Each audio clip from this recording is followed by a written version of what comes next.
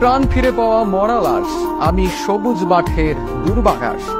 আমি মানি না কোনো হার, বহুবার ভাঙা এই আমি ভাঙি না আর। হারকে করি সংহার, আমি নেইমার, দমে যাওয়া থেমে যাওয়ার সময় নেই আমার। ভেঙেছে মাজা, তবুও সোজা হয়ে দাঁড়িয়েছেন। পায়ের ভাঙা হার নিয়েও কত নিপুণ ফুটবল শিল্প এঁকেছেন। কিংবদন্তি বনে যাওয়ার পথে হোঁচট খেয়ে বনে গেছেন মাঠের অভিনেতা, একজন সত্যিকারের অভিনেতা, যে গত 5 বছরে 17টি বড় ইনজুরি নিয়েও আবার মাঠে ফিরে আসেন, যার আহত পায়ের গোলে দর্শক মাতে চিৎকারে।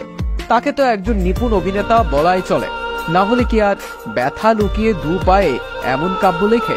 2003 সালে মাত্র 9 বছর বয়সে পেলের স্মৃতি বিজড়িত ক্লাব সান্তোসের নাম লেখান। বিভিন্ন মর্যাদাক্রম অতিক্রম করে তিনি মূল দলে নিজের জায়গা করে নেন। তিনি সান্তোসের হয়ে প্রথম আবির্ভাব করেন 2009 সালে।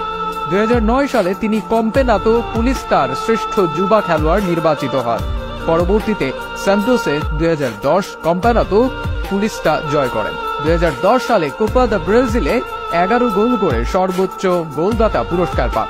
নেইমার ব্রাজিল অনূর্ধ্ব 17, অনূর্ধ্ব 20 এবং ব্রাজিল মূল দলের প্রতিনিধিত্ব করেছেন।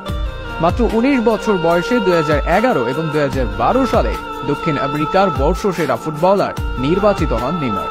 2013 মৌসুমে সান্তোসের সঙ্গে গাঁটছড়া ছিন্ন করে যোগ দেন স্বপ্নের ক্লাব বার্সেলোনায়। 57 মিলিয়ন ইউরো ট্রান্সফার ফিতে নেইমার বার্সেলোনার সঙ্গে 5 বছরের চুক্তি করেন। 2015 সালে ফিফা ব্যালন ডিওরের জন্য 3 জনের সংক্ষিপ্ত তালিকায় জায়গা পান নেইমার, যেখানে তিনি মেসি ও রোনালদোর পরে তৃতীয় হন।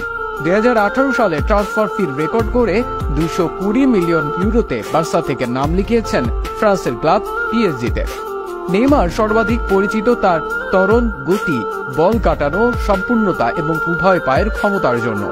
তার খেলার ধরন তাকে এনে দিয়েছে সমালোচকদের প্রশংসা, সাথে প্রচুর ভক্ত, মিডিয়া এবং সাবেক ব্রাজিলীয় ফুটবল রোনালদিনহোর সঙ্গে তুলনা।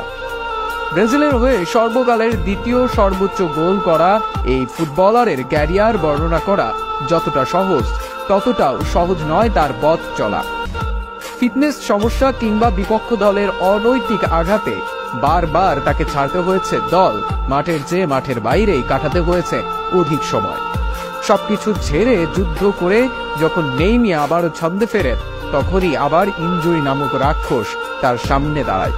তবে প্রতিকূলতাকে প্রতিরোধ করে নেইমারের লড়াই চলছে নিজেকে অনন্য উচ্চতায় নেওয়ার প্রস্তুতি। যদিও প্রস্তুতির সময় নেই এখন,